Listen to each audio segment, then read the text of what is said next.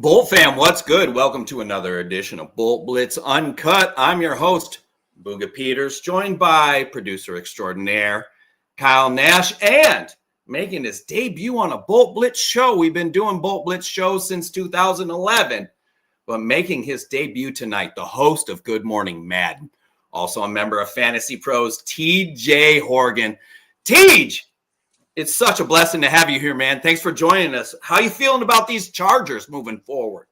Dude, thank you for having me since 2011. I appreciate that, man. That is so sick. I'm honored to be here.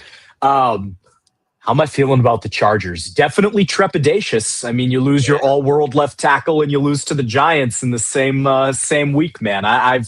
It's probably not a great feeling for Chargers fans. No, and here's the deal, and especially, and we're going to break into the fantasy aspect of the Chargers, and that's one of the reasons we have TJ on the show this evening. But you look at that offensive line, you lose Slater right after signing him to the highest deal for an offensive lineman in NFL history. That's about as Chargering as it gets, if you will. Then to lose Alt last week, it seems to be a high ankle sprain.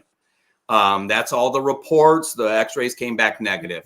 He's going to miss several weeks. That's reported per rap sheet. But that being said, despite the fact that Austin Deculus is manning the left tackle spot and Sawyer, Bozeman, Pipkins, they're all struggling. There is still number 10 standing there behind what is the offensive line. TJ, you've watched Herbert since he came into the league. He's a guy who can get this done, and when he's healthy, he's able to make plays with his legs and open up other opportunities for the rest of the wide receivers. Your thoughts on him trying to manufacture offense behind an offensive line that is really obviously not worth looking at, really? Man, what you just said, your sort of intro there about, Chargers fashion, losing those guys, it hurts me as a Falcons fan because it really, I don't know if, other than quarterback, if there's a position I would less like to lose a top 5, top 10 player at than offensive lineman, specifically tackle. And you guys are without both of them for, Alt for a few weeks and why am I blanking out of Northwestern? Slater for the rest of the year. So, that stinks, and I hate to see it, because I love good football, and the Chargers were doing that. Speaking of good football and Charger fans out there, the Bolt fam, if you will, we've been watching a different Quentin Johnston this year, and I think I'm kind of slowly starting to warm up to maybe we can quit being so nervous about his production. You're with Fantasy Pros. You see what Quentin Johnston's doing. Touchdown a week ain't bad. Your thoughts on Quentin Johnston, and do you think he can maintain this going forward despite the offensive line? Yeah, no, I don't think he can maintain this going forward. I think he can. I don't think he's got pedigree, but I don't think he necessarily will. The guy I'm looking at for Chargers pass catchers right now in terms of fantasy is Ladd McConkey. Obviously, with what Keenan and Quentin Johnston are doing, they're still in starter territory for fantasy. You're not benching them by any means. But I think Ladd McConkey really has a chance to get going the rest of the season. And if that means you go out and trade for him in your fantasy league and pay a little bit under market value, I think it's worth it, because Ladd McConkey, I was high on him coming into the year relatively. And I think his rapport with Herbert will stand the test of everything coming the Chargers' way. I love it. By the dip. Listen, he's struggling. It was a bad game. He had a horrible game last week. Multiple drops. That's not something that Ladd, or at least as Charger fans, we're not experienced as watching Ladd have those kind of games. That being said, there's got to be some frustration to some degree building up because, like you mentioned, Quentin Johnston, Keenan Allen, those are kind of your 1 and 2 right now. Ladd's finding time, of course, to get in there.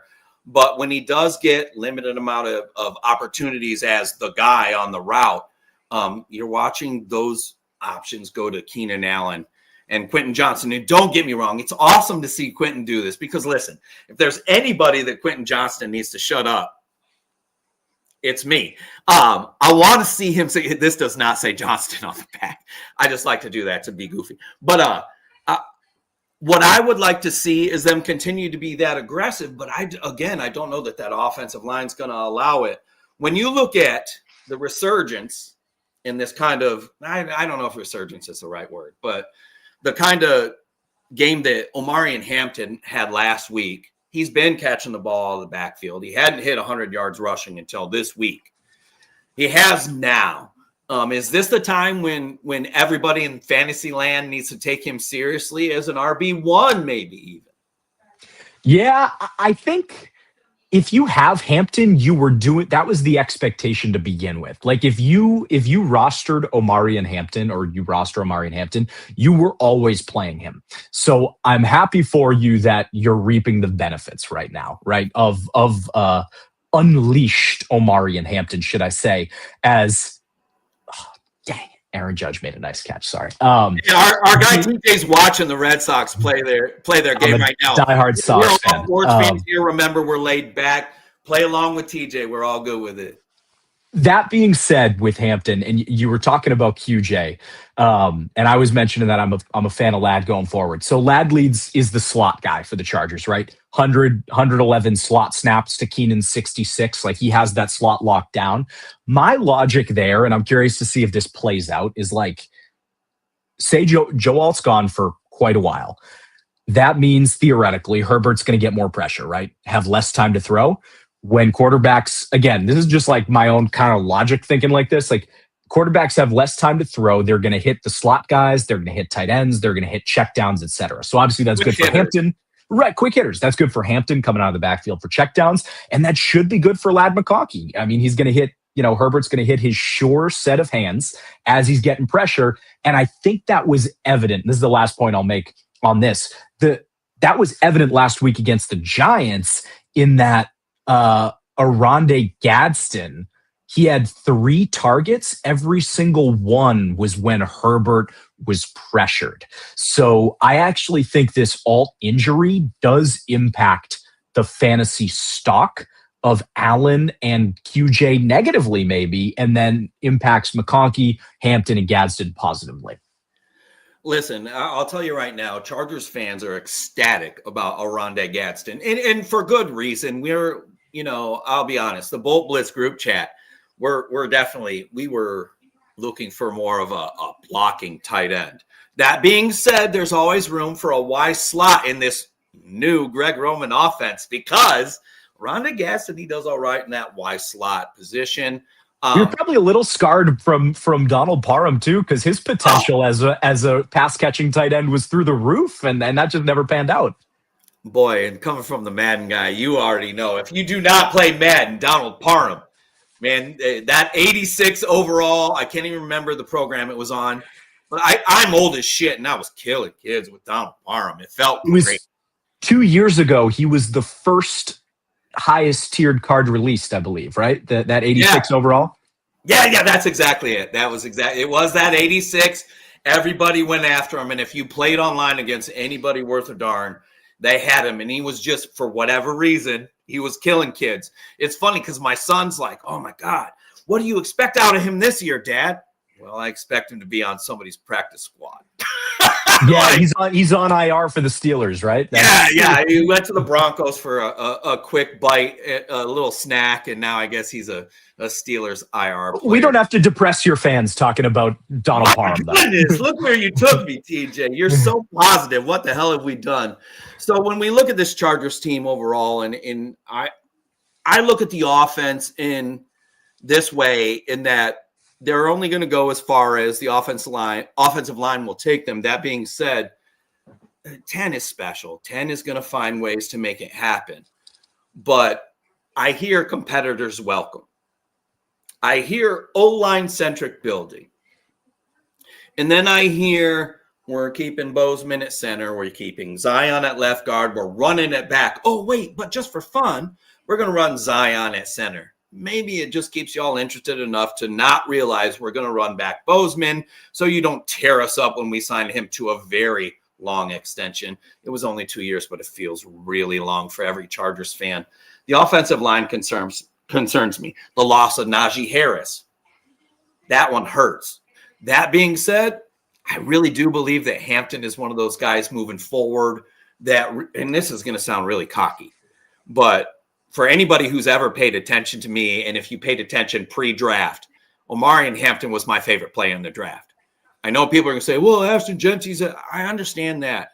There's a way that Hampton runs. There's a not give up without having to really put that much effort into not giving up in him that I'm really intrigued by.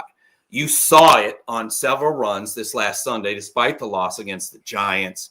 That was one of the ugliest games I've seen in a minute.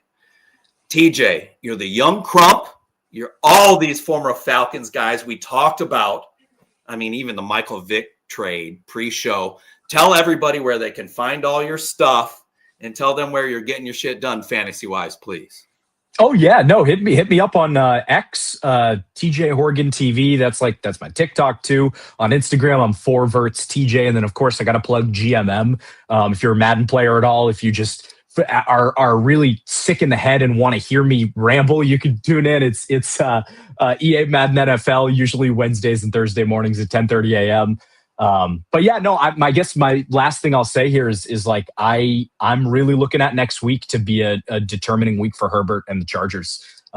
Banged up, going against a middling Commanders defense. If Herbert can string together a good game, obviously that reassures you as a Chargers fan. But for all of the Herbert fantasy rosterers out there, from a fantasy perspective, it says, okay, Herbert, I'm setting him and forgetting him going forward. Like, he is my quarterback. I don't have to worry about tinkering. However, if not as good happens and Herbert doesn't have a great game against the Commanders, then you might say, okay, I got to look at adding another quarterback and going week to week here playing the matchup.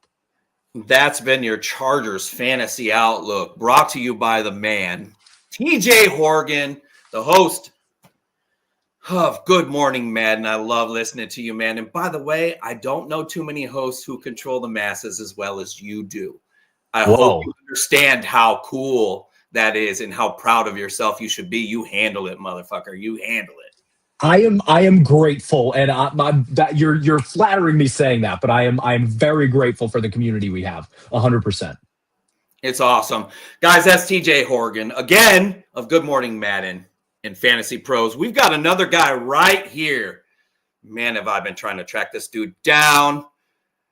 I don't find too many Charger fans that actually know anything about football very often. I'm that asshole. I'm not going to really apologize, to be honest with you, but sorry if your feelings are hurt. But I got a cat right here who knows this game. I don't appreciate how much we agree on things, and that's why he's here on the show. Let me introduce to you Ryan DePaul of DFS Fantasy Pro. And let me just tell you, if you're not following him on Twitter, do it already. Ryan, thank you for taking time out of your schedule. You're even early. What an introduction that was. Thank you, man. I appreciate that. How we doing? We're always doing better than we deserve. Listen, man, I've been following your tweets. This is a frustrating team, and it has been. It was nice to see the transition from Staley to Harbaugh. Yeah. But I can only imagine, because I've actually seen your tweets, how you were feeling during this offseason when they decided, you know what, we're gonna run it back with Bozeman at center, Zion at left guard. But hold on, here's a twist. Maybe we'll just throw a little Zion at center and Bozeman at left guard. Give me a fucking break. What were your thoughts when that shit was going on? I felt like that was the Bozeman move over, and maybe we'll throw Zion over at center. I think that was all just damage control. I think what's baffling to me is it was so clear when the Chargers played the Texans what the issue was. I mean, the interior offensive line was bad. And I actually had someone reach out to me today saying, hey, before the season began, we had Slater, Alt, and Becton, and, we didn't think this would happen. It's like, hold on a second. The book and tackle situation, that's bad luck, right? I mean, you thought you were set at tackle, but the interior offensive line has always been the issue. And we saw them get battered against the Texans. We saw them get battered the last 2 weeks. And the Bozeman thing, I mean, we can talk about Mike Devlin, Bradley Bozeman. There's we got time. We got time. Here's the deal. I feel like A.D. Simons, my co-host, who's not here with us, he actually just moved into a new home. Him and his family just bought. Congratulations. We miss you. We love you, brother. He's our O-line guy, but I'll tell you right now, it just felt like this offseason, it was this weird role of all these different names that literally would fit a gap scheme running game getting signed up all over the place. And it's like, oh, he's being patient. And I found myself starting making excuses for Ortiz. And then it's like, fuck am I doing, man? And here we are. We're going into week 5 against the Washington Commanders. Austin Deculus is your left tackle. I don't need to go through. You know what it is. How do they recover from this, and how do they form an effective offense moving forward? Okay, what I would do is, first of all, the first things first, Bradley Bozeman, we got to talk about him. I know a lot of people don't want to hear about PFF grades, but if you filter out snaps to just, 100 snaps, there are 32 football teams. He is 35th out of 36 qualified centers. So bad. No centers allowed more pressures. He's allowed 10 pressures. It's just the miscommunication in general. There's a lot of things when you watch an elite center like Creed Humphrey from Kansas City. You watch the tape and it's like that center is so solid, he makes the guards look better. Well, when I watch the Chargers tape, when I watch the all 22, it's like there's so much miscommunication and he's struggling so much. I think that I'm not here to say, Zion and Becton, but yes, Sawyer in the last week or whatever. I'm not here to say that they've been playing fantastic, but a lot of faults and issues I see with them, I think it all stems from the weak link, which is Bradley Bozeman. You know who would agree with you, by the way? Duke Manyweather. He's pretty good at evaluating offensive linemen. He literally said if the center play was better, and listen, he's not the gospel either, and neither is PFF. That being said, right. I like Duke. I really like Duke. I appreciate PFF because it's just another metric to help you decide in your own mind, however you gauge it, where these guys are at. But the Bozeman thing, it was impossible for me to really justify to anybody. And I look like a fool trying to do so. But when he signed that extension, they're just not watching the same game tape I am. You talk about the all 22, you watch the center play. I really do think that regardless, and I truly mean this, regardless of who the guards are, if the center was semi-competent at calling out anything, recognizing anything, it would be a different thing. I can't tell you how many of you cats out there on Twitter were putting clips up, and maybe you weren't one of them, but so many clips where Bozeman is standing there and like defenders are behind him on the side, but he's like not blocking anybody. I don't see a lot of that from centers from the Chargers over history. Courtney Hall, Nick Hardwick, Corey Lindsley for a short piece. The Chargers have been very stout at the center position for a very long time. And now that's just not the case. Yeah, no, we've had it going on throughout the comments here tonight there too as well. Booga, run with the comments, please, Kyle. Hit me up, producer. And first of all, shouts to Richie. I'll be honest. If we keep the other interior offensive line players, but replace Bozeman with an actual good center, I wouldn't be opposed to it. So that's along the same lines there too. And there's a comment I wanted to go to. You flashed it up earlier, but I wanted to bring Jessica Thompson in. What's frustrating is everyone saying every team is injured. You should be able to get past O-line injuries. Hey! That's not how it works. That's not how any of this works. No, she's right, though. She's right. Listen, what she means by that is, and listen, I'm on the flip side of this. I actually agree with her 100%. And here's why. Yeah, go ahead, do the thing. I know where you're going. Here's why. Because Greg Roman gets paid like you get paid, I get paid, and all the rest of us get paid to have jobs or companies or businesses. And I do believe that regardless who the offensive line is in front of Herbert, they should be able to manufacture an offense that can keep up with what they want to get done, scoring just enough points to allow Jesse Minter's defense to do what it should normally do. Listen, it's not like the Giants had a stellar game offensively. They had a ton of carries last week. I believe it was around 130 total rushing yards between Scattaboo, who was a huge mess. Y'all better figure him out in the NFL or he's going to be tearing up defenses for a minute. Jackson Dart, only 111 yards passing, but he made a lot of good decisions with his feet. And obviously for a guy you don't have tape on, that's tough to game plan for. Well, and I think Khalil Mack missing there with a mobile quarterback was exposed there, right? Throughout the season so far, other than perhaps, Patrick LaVon Mahomes II, there wasn't a whole lot of that going on, right? If you don't keep good contained, you need a guy that can move around and stop a guy from matriculating, and just you did not have that at the linebacker spot on the edge there to help. Well, and here's the deal. I mean, I've given Tui Pelotu a lot of shit on this show, and it's one of those things where I just feel like, God, this sounds horrible, but it's the opposite of me watching the box score. I see the box score, and I see that he's getting these pressures. In this last game, he was phenomenal. I mean, 4 sacks in the first half. I also made sure to let the chat know that he would finish with 4 sacks by the end of that game. And he did. But that being said, Tuli's playing out of his mind, but he can only do so much. The lack of a pass rush on the opposite side, not having Khalil Mack, is a huge issue for the defense moving forward. Kyle Kennard, who are you? Where are you? We've been talking about you for a minute, buddy. I don't know what you're doing, but whatever it is that you're doing, I hope it's improving, because they really need you. You're a 4th-round draft pick.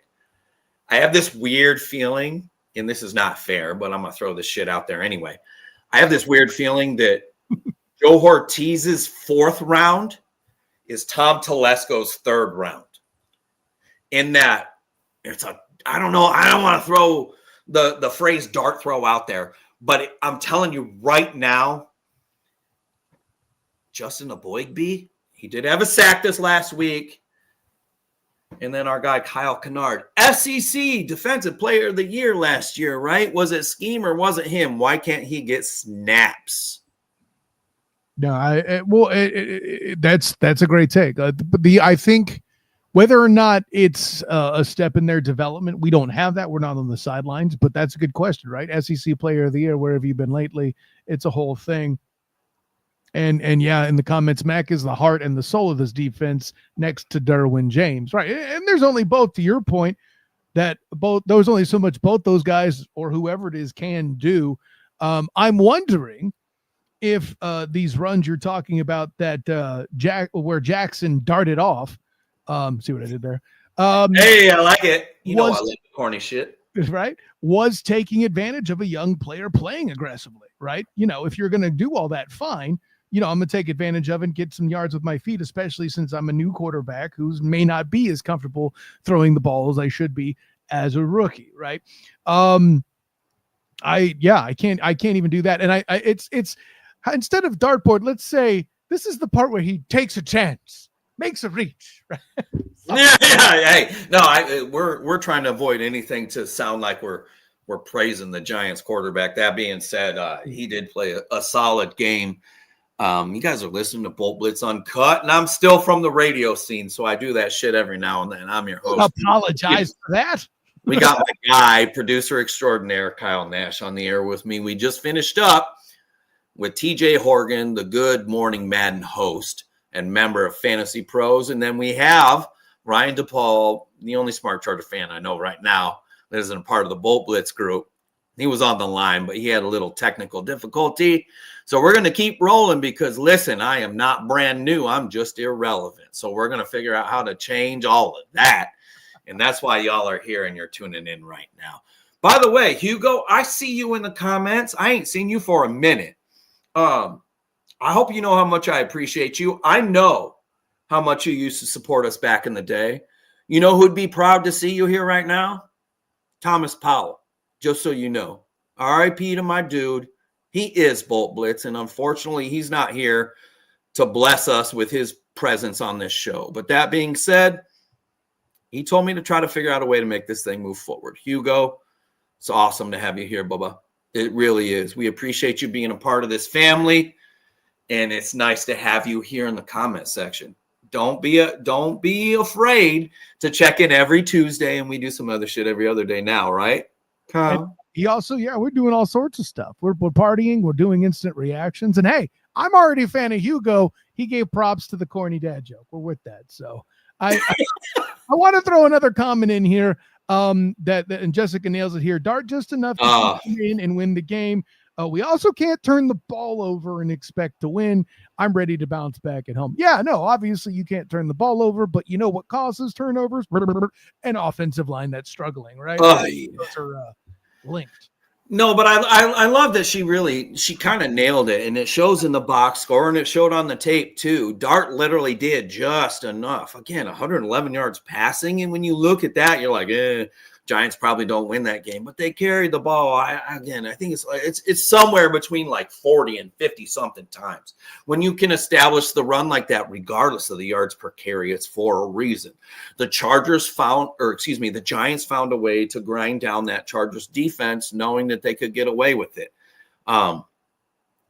It's up to Minter to come up with a game plan for the Commanders. Should Jaden Daniels play, it's going to be a problem, because the way that Minter's defense is, of course, usually 4-man rush, not a lot of blitzes for anybody who's paying attention.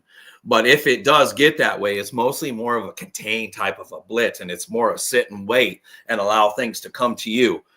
I'm a little worried about Jaden Daniels if he plays. If he doesn't, I look forward to watching the Chargers the Chargers defense and Jesse Minter take advantage of the fact that they don't have a starting quarterback in. Kyle, is it Sam Hartman who's playing? Who the hell's the backup in Washington? And I had heard, and now I don't remember who it is.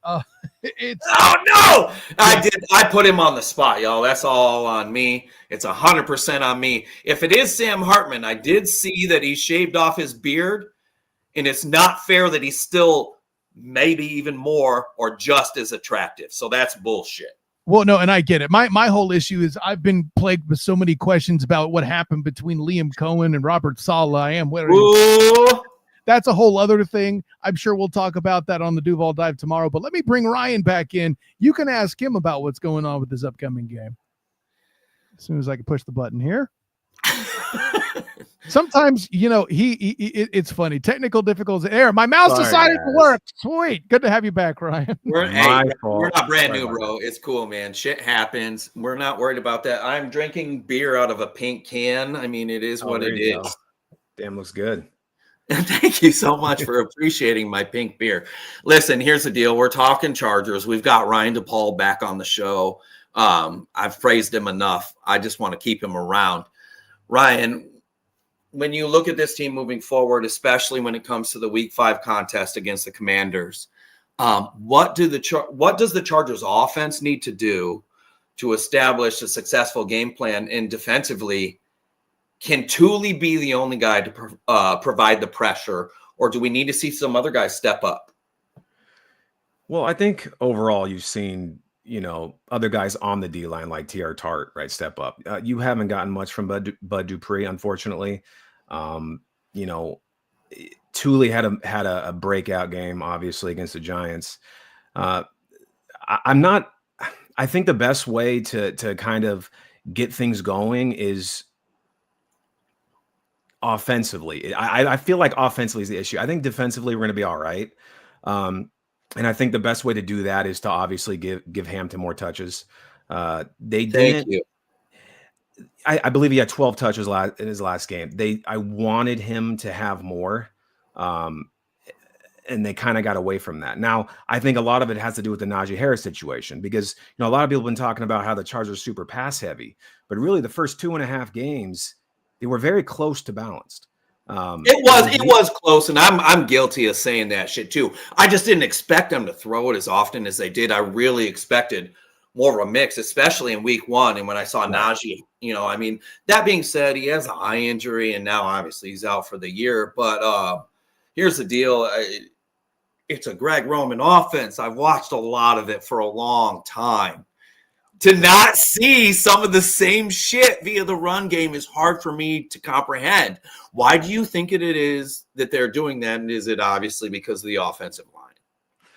I think the offensive line is a big part of it. I think that a big enough issue that they're trying. I think the first game against Kansas City in Brazil, I think a lot of it was just trying to catch them off guard, honestly. A lot of people know, oh, it's Greg Roman, it's Jim Harbaugh. They're going to smash them out. They're going to run the ball. And it worked beautifully. Even Spagnuolo after the game was like, yeah, we didn't expect that shit. Not verbatim, but you know what I mean. And their DBs, the Chiefs DBs, the secondary kind of looked leaky. There were holes. So it was they were exploiting it, and it was working, and they continued with it. The Monday night game against the Raiders, I was actually at that game. I think it ended up being like a 27 pass, 26 run. So it was fairly split.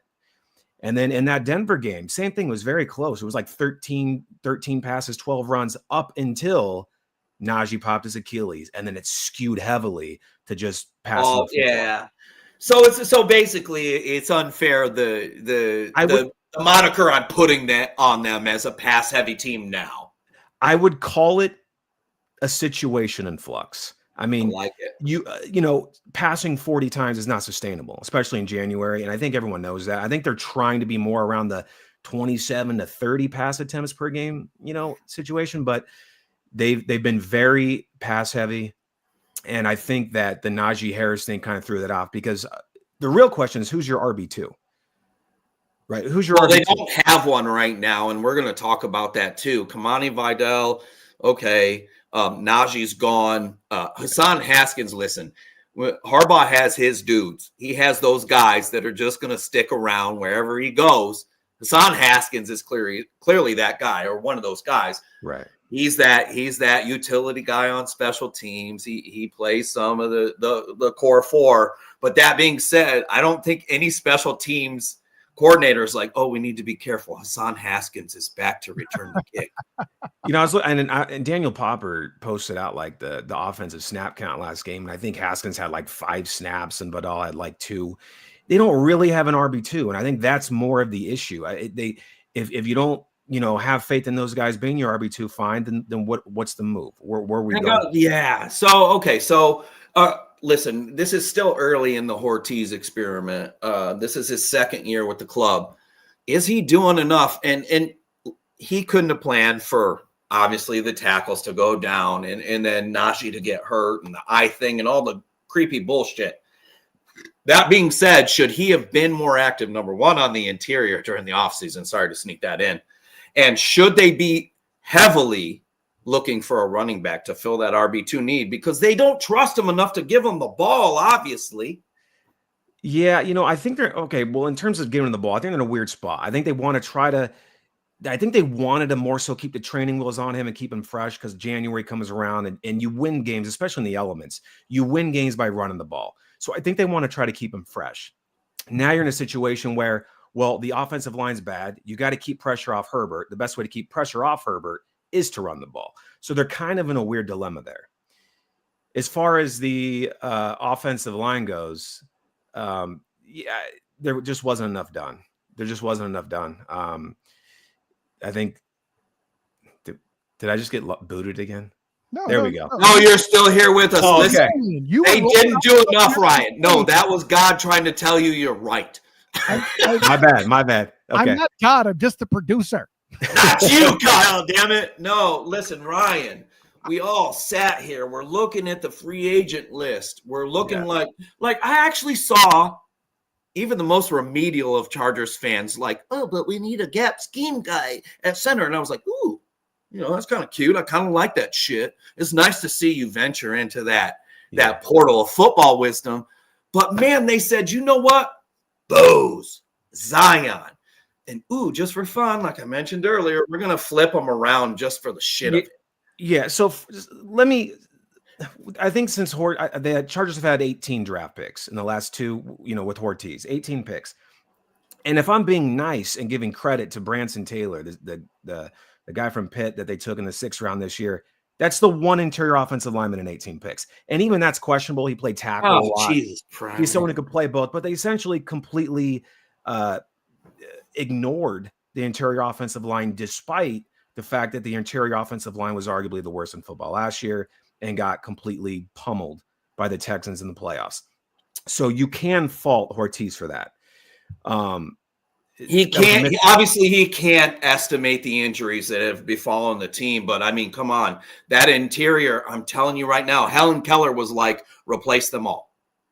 Yeah, I mean the book and tackle situation, and you know, I spoke a little bit about this, but the book and tackle situation, that's bad luck, right? You feel really good with Alt and Slater. Trey's your swing, so you're feeling good with that. You can't foresee those injuries. That's bad luck. That's a fluky situation. Where you can fault him is the interior offensive line. That was clearly an issue. It was not addressed enough. Oh, we're losing our guy Ryan, but for whatever reason, we cannot hear him. But I do know that our co-host Buck D decided to show up just for fun. Yes. You've been listening. I know you got something to say. Hit me with it. What you got on the plate, man?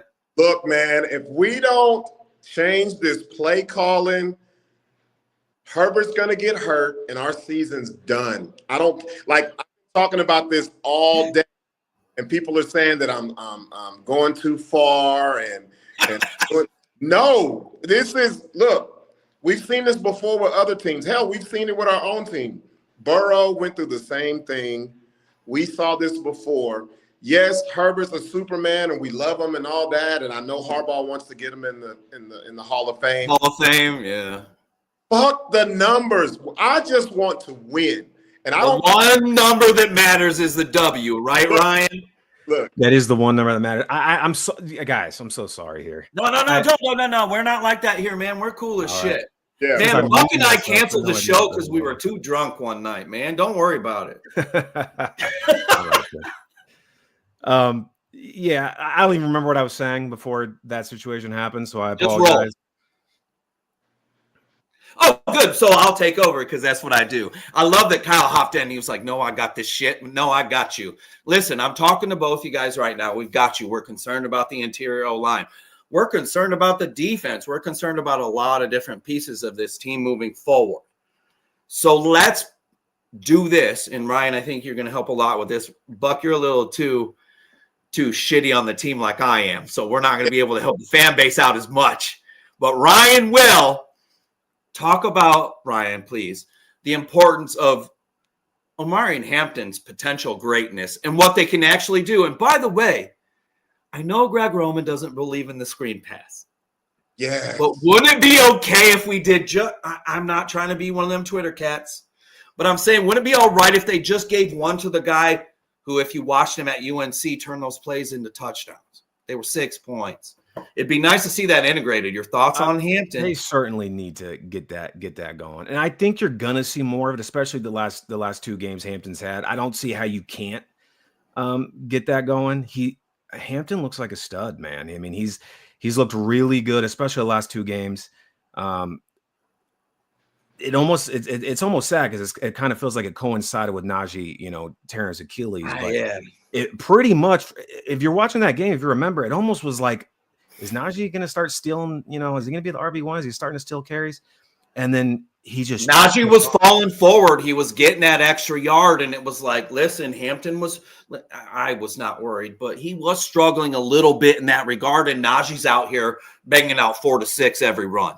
Right. Yeah. I mean, Hampton has just taken off, and he's looked really good. They got to get more carries. Again, we talked about it's gonna obviously get some pressure off Herbert too, but he needs to be around the 18 to 20 carry a game mark, in my opinion. I mean, the 12, you can't do that. I think the second game he had a lot, but he really needs to be around 18 to 20 carries. I want 24 touches. Get him involved in the pass. I mean, I would love that, but I don't think they're going to do that because, again, he's a rookie. They're throwing him in there, and I think they're trying to keep him fresh for January. But I think they're going to find out something special. I'm telling you right now, this offensive line is terrifying. And if they don't figure out a way to get the ball out of Herbert's hand quicker, it's going to be a real bad season. I'm not ready to watch this shit with fucking Trey Lance coming in there manning the quarterback position. I'm just not. Herbert is mobile when he's healthy, but when he's not healthy, everybody wants him to fucking run the ball. And it's like, how in the hell is he supposed to do that? Why? So you can lose him and we can get Easton Stick again? No, I'm good on that shit. The Herbert being injured thing is a legitimate concern because, and this has been my point. It's not the fact that they lost the game. It's the fact that the O-line is so beat up. I mean, Bengals fans know they've now lost Joe Burrow 3 different times for the season before Thanksgiving.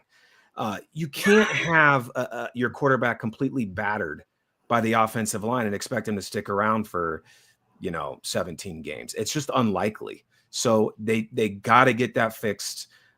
They got to kind of just hang in there until all comes back. But really, the best way with the offensive line struggling like this, the best way to negate a lot of that pressure is by giving Hampton the ball. He's got to be around 20. I love that you said, listen, here's the deal. Get him the ball. We've already seen that he can do a little bit of something. And if you didn't draft him in the first round, whether it was by accident or not, and maybe you did want to trade that pick to the Eagles so that they could take Jihad Campbell, they ended up getting him anyway. But we don't talk too much about that shit scene here on Bolt Blitz Uncut. Ryan DePaul, when you look at this offense moving forward, how much confidence do you have in Greg Roman being able to dial it up and make them successful? Not much, but if I'm supposed to be the positive guy, you kind of have to be, man, because I'm not. Well, look, I think that you just got the positive spin, and it's not really a spin. You just gotta tread water until Alton and Becton are in there.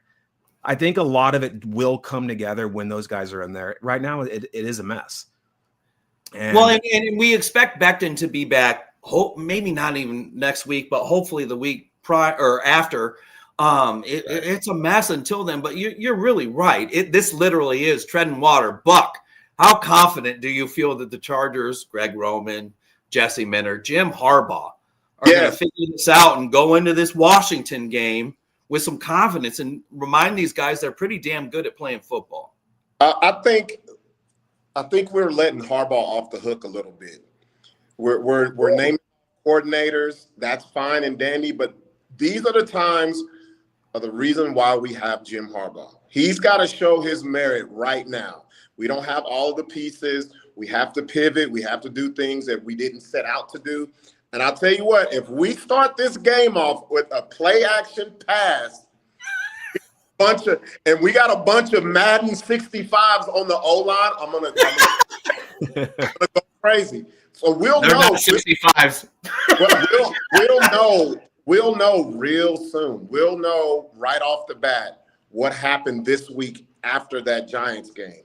And I have confidence in Harbaugh. I think he's going to rein it in. We saw what he could do, not just in the pros, but in college as well. He might tighten it up, come back with those 3 tight ends, come back with the power game. And not only, I know we're high on Hampton, we can't do this either because I noticed something that I've been seeing since Najee Harris is out. Haskins and Vidal, when they're in the game, the teams know they're not getting the ball. They're just there. We can't. Don't say it out loud. We have to use everyone that we have. It's going to be a rah-rah Harbaugh situation. This is where we're going to see Harbaugh make his money. This is where we're going to see. This is the reason why we have Harbaugh. Man, Vidal caught that wheel route and everyone went crazy. Oh, yeah. Y'all know exactly. I got you, Ryan. I knew in Denver. Yeah, I was at that game. I mean, and everyone's like, he's it. He's RB2. We're ready to move forward. Yeah. But we have to everybody, though. We have to tighten up the play call. We can't start the game out, play action, trying to throw intermediate deep down the field. The film is out on our squad. Everybody, they're coming with pressure. They're trying to hit Harbaugh. They're trying to hit Herbert every play. So we got to tighten it up. Guys, I've got 2 incredibly good-looking men on the show, and I'm not afraid to say it, and Ryan DePaul and Buck D, Robert Gibson, but why not make the show even sexier? Why don't we bring in Burt Grossman right now? I'm not going to talk about coming on things this time, Burt. Okay. How long have you been out of San Diego? Too long. How long? 8 years. Don't you know you don't fucking schedule this shit on Taco Tuesday night? Motherfucker, it's time to celebrate. Eat tacos and tune the fuck in, man. I would if I wasn't sitting here talking about this shit-ass team. Fuck. But yet you still choose to be a part of this show because you love me, man. I do. I never say no. Well, that sounded weird too. Shit. How you feel about these Chargers right now? Nah, it's not weird at all. I appreciate the love and its returned, but these Chargers right now, especially that O-line, decrepit, broken down. We've got a great crew right now. Tell these folks what you think about what's going on offensively. Oh God.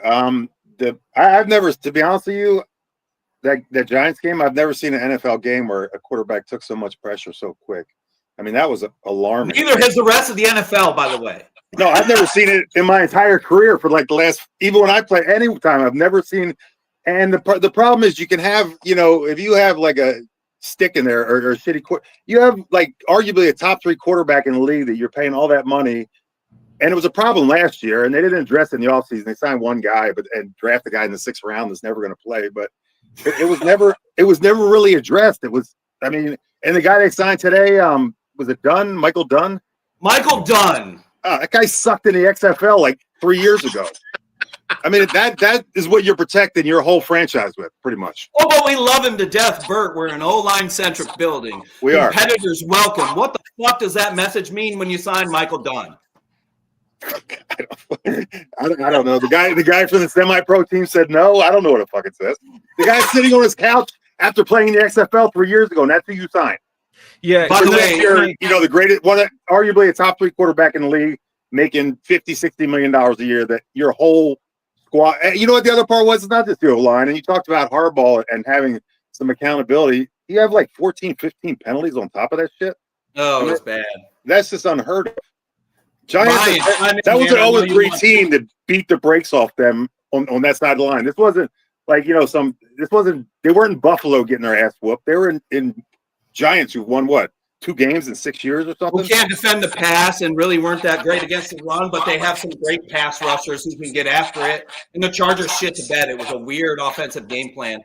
Ryan, did you expect the Chargers offense to show up the way that they did or didn't against the Giants here last Sunday? I threw out a little caution post. I thought the Chargers would win that game, but I saw a lot of people thinking it was going to be a snooze fest, right? That game was going to be an easy one. You're part of the problem. We saw it with Texans. We saw with the Broncos. These teams where their strength is your weakness, those are the matchup nightmares. And the Giants weren't a good team, but the Giants' D-line's elite, and that's what had me concerned going into it. And then when Alt got injured, I really thought the Chargers were in trouble. I thought that was a real big. I thought they were already going to struggle with that D-line before the injury, and when he got injured on the first series, I thought it was a coin flip game. It could go either way, and I expected the struggle. Unfortunately, most fans didn't think of it that way. I saw too many folks who were all up in arms and guaranteeing victories and maybe putting on their show that this was an easy one. We are not of that ilk. We know a little better. We've been around here for too long. We are not. I'm not, because I gave 5.5 and they screwed my parlay. So don't even look at me. And I'm like, damn it, Burt. No. Oh, man, yeah. a long time ago, never put any money on the Chargers in any fashion. But you bring up a good point. I mean, the other point is, unfortunately they played the NFC East this year, and everybody in the NFC East has a pretty good D line, and especially interior. They're just going to get donkey punched in those games if they don't figure that out. And there's nobody out there to get in the interior, even if Alt comes back. I mean, he's still in the perimeter. You still have to worry about that interior there, and they're just terrible. The crazy part about it is Hampton, I think, is so good because it's not like these guys run block much better than they pass block. Let's be honest. Yep. Buck, we've talked about Hampton. We love Hampton. Obviously, everybody's heard me brag about he was my favorite player in the draft. But shit, if he ain't got horses in front of him, it's going to be a problem. That being said, they're going to have to find a way to make sure that he is the horse. He is the guy running this thing, because you're not going to see a lot out of Kamani. Yeah, and that's the most impressive part about it. If I'm taking anything out of it, because if you put Hampton behind the Eagles O line, what do you think he would do? Woo! Oh, I know, and he's putting up a buck 25 against behind the Cowboys. Yeah, against the worst O line in the league, and he did it against one of the best defensive linemen in the league. And here we are, and we're sitting here 3-1, and everybody thinks that the sky's falling. Buck, give me some confidence. Give these fans some confidence out there, brother. Man, it's hard to give confidence. I ain't got it. Hey, don't put you putting pressure on me like the All the defensive pressure on Herbert, bro. Look, I'm being realistic. if the play calling does not temper down, we're getting our ass whooped again this week. I'm telling you, this ball and shotgun, that's got to go. That's got to go. I need 3 tight ends. I need to run sweeps.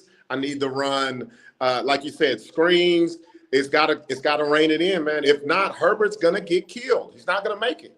They have to. Obviously, with this offensive line, they've got to get the ball out of his hand quick. Burt, Yeah. go ahead. Did you watch? You watch the Steelers Vikings? You see how quick that ball was coming out of Aaron Rodgers' hand? Yep. Immediately. And to be honest with you, even if Herbert got it out that quick against the Giants, he'd still be taking an ass whooping. That's how quick that pressure was. Yep. I've never seen anything like it. Not wrong. I mean, Herbert's been pressuring on 55% of his dropbacks the last 2 weeks, and That is insane in this league. That's the number. Is it real? it's 55% of his dropbacks the last 2 weeks. It almost doesn't even sound real. He's on pace to get hit 140 David times. Carr is sitting there in the background going, no shit. Yeah, exactly. I don't even think he has that bad ever. No, but I mean, listen, here's the deal. This was all avoidable. Yeah. Wasn't it? I mean, listen, I've seen Duke Manyweather, and I've seen my O-line guys that I follow. Hell, the whole group chat is O-linemen. They're all a fucking foot taller than me. Everybody talked about the center class the last 2 years. Everybody talked about various interior offensive linemen, and here we are. Nothing. Brad Bozeman, you're the number 1 center. Oh, Zion.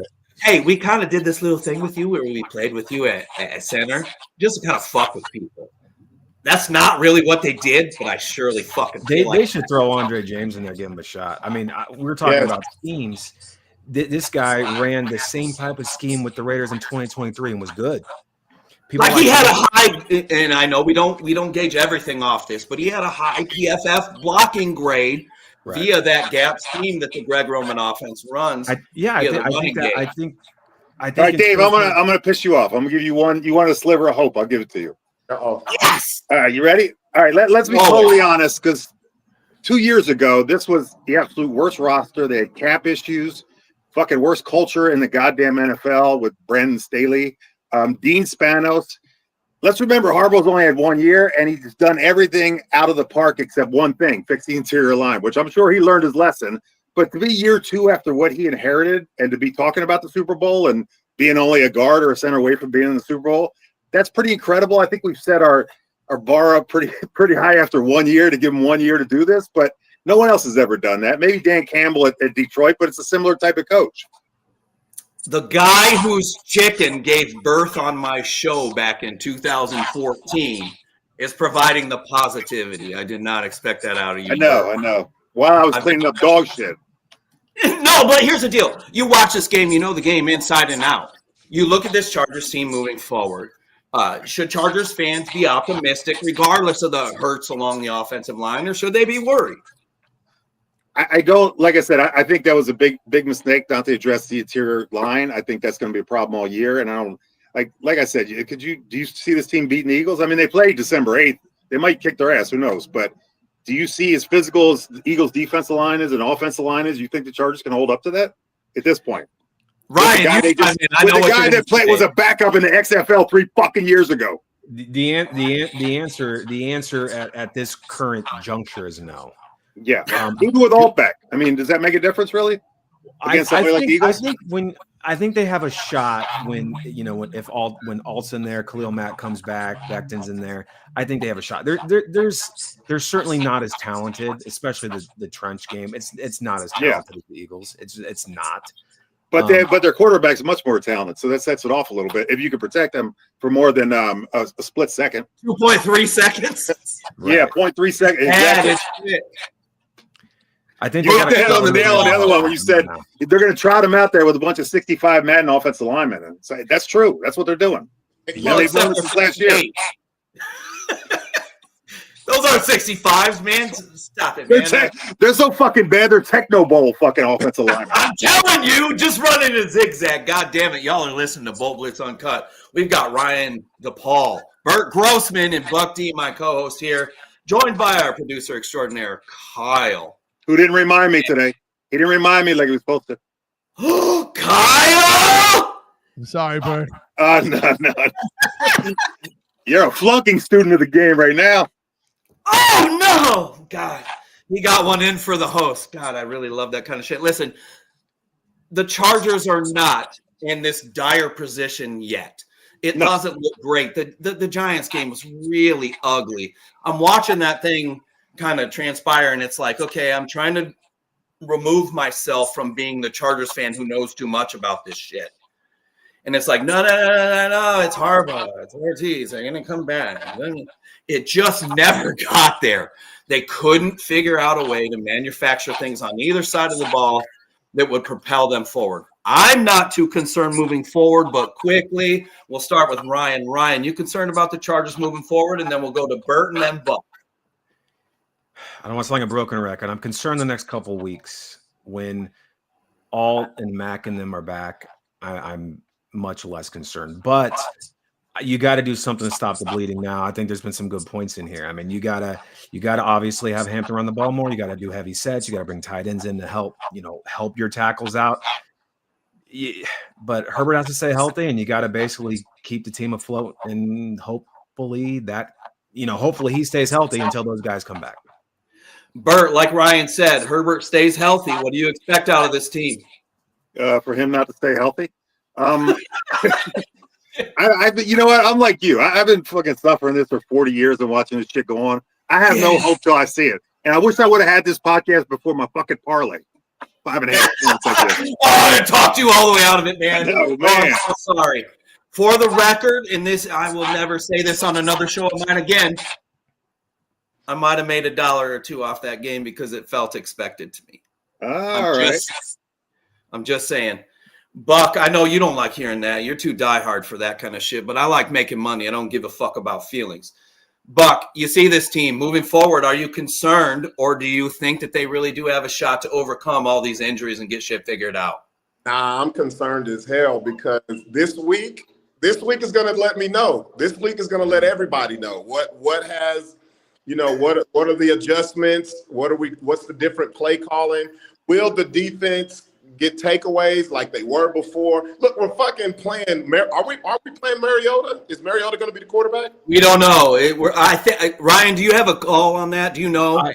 I think that Jaden Daniels is expected back, but it's not. We'll know a lot more tomorrow, Wednesday. Yeah. Find out a lot of when the injury report comes out. I think Jaden Daniels will be back. Yes. Oh man, see, he's going to be a problem. Yeah. I think Jaden Daniels will be there. I know Dan Quinn was saying that Terry McLaurin's trending in the right direction. I don't know. If I were to guess right now, before I see find out anything during the week, I would say Daniels is going to play. Terry McLaurin is not going to play. That's my guess. What type of an impact do you expect Austin Eckler to have? Oh, wait, sorry, he's out. My bad. Fuck that bitch. Anyway, moving on. Y'all are listening to Bolt Blitz Uncut. I'm just different. I'm so sorry. I don't miss him. Y'all saw how he talked about everybody. That's okay. Do that on your way out, but you didn't do that while you were here. I'm just saying. Yeah.